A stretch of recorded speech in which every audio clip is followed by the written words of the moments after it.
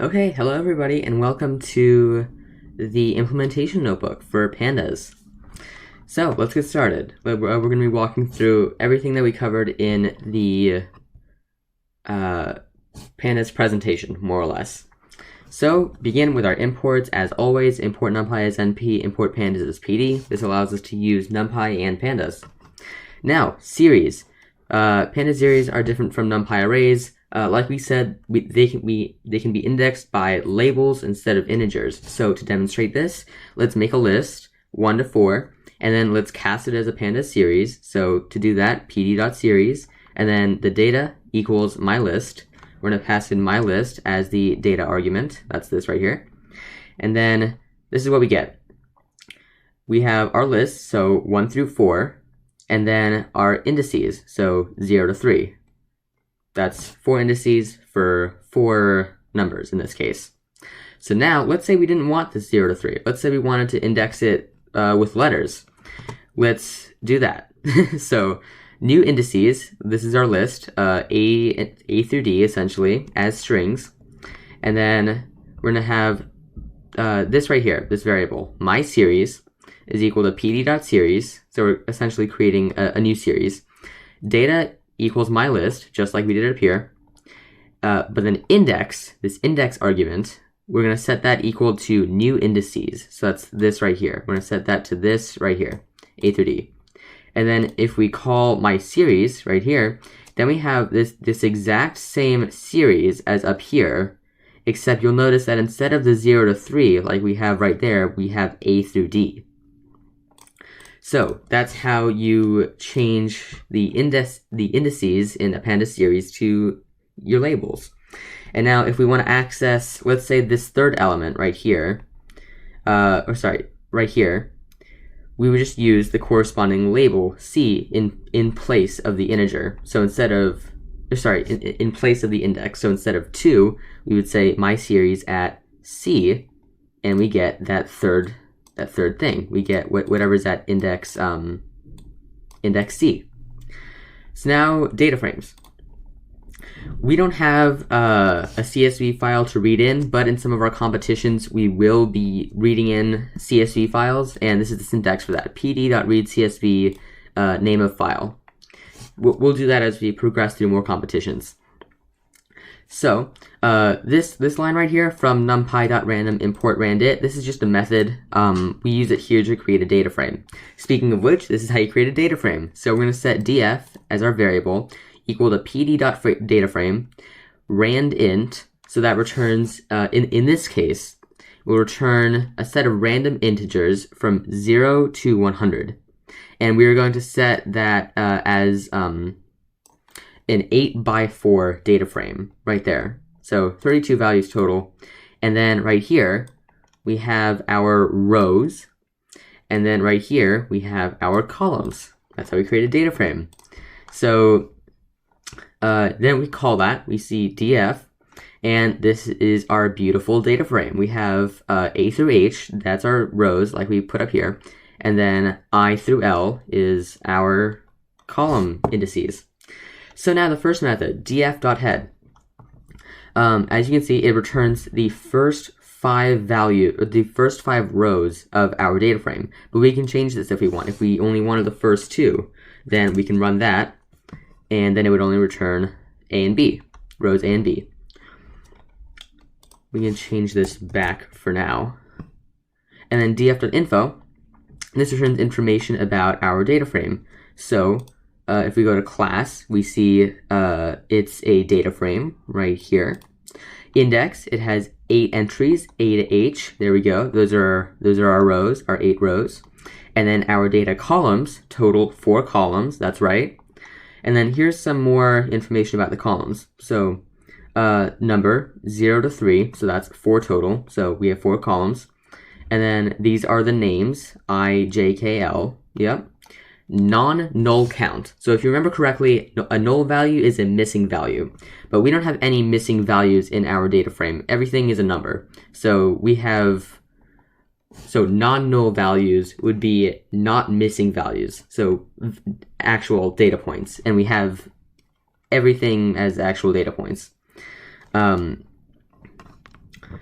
So 8 non-null in each column because there are 8 values for each column. D-type is data type, 64-bit integer. That's our data type.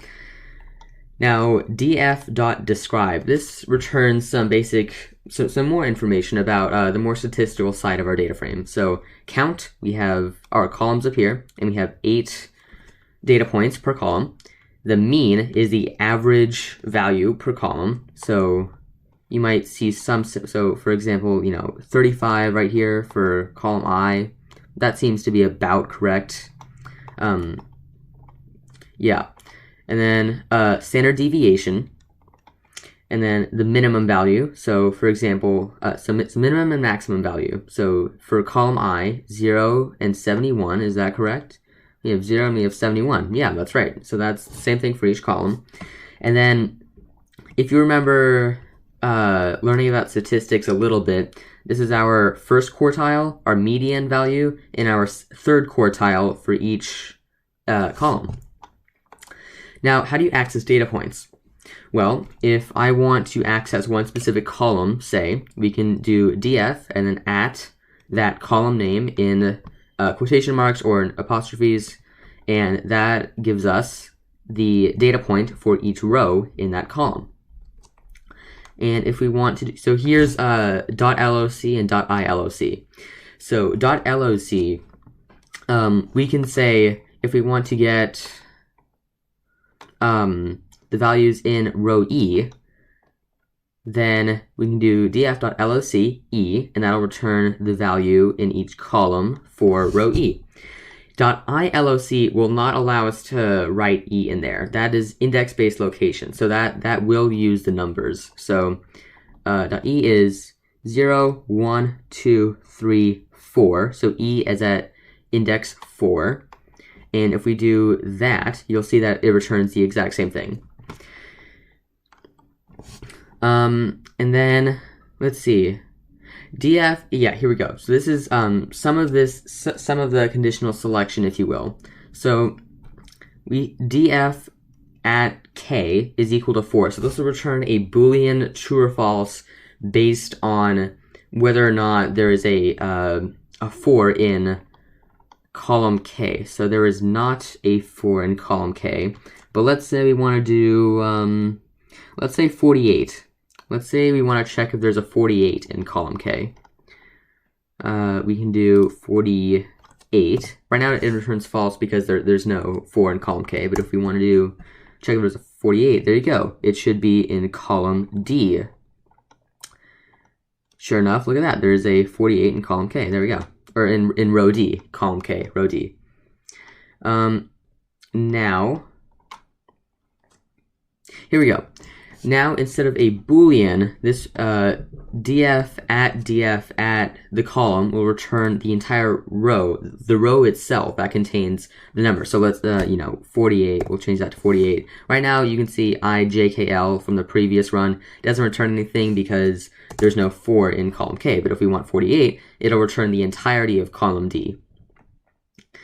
Now, I apologize. I don't think I recall going over creating a data frame in the original presentation, but it's more clearly explained in the implementation anyway. So this is how you create a new column. There are multiple ways to do this. This is the way that I personally find most efficient. df.insert. So here's a little explanation of what each of these arguments do. The first argument is the integer position of the column. So remember, 0 onwards. So 0, 1, 2, 3. So if we wanted to insert a column at the very end, we would say 4. And then this is the column name. So column M is what we're going to name it. And then this is all of our data. This is a series of the values of the new column. So you can see that matches our data in the new column M. Now, to delete a column of a data frame, you can use the del keyword right here. So del df at M. And that, now you can see when we run data frame again, there is no more column M because it has been deleted. And then now let's move on to data frame methods. This is the final part. So the dot apply method, we're going to use this with an actual like written out function and then a lambda function. So to write out a function, you can see we did def call sum, and this will return the sum of all the columns, data, and then return data.sum. Oh yeah, data equals df.apply column sum.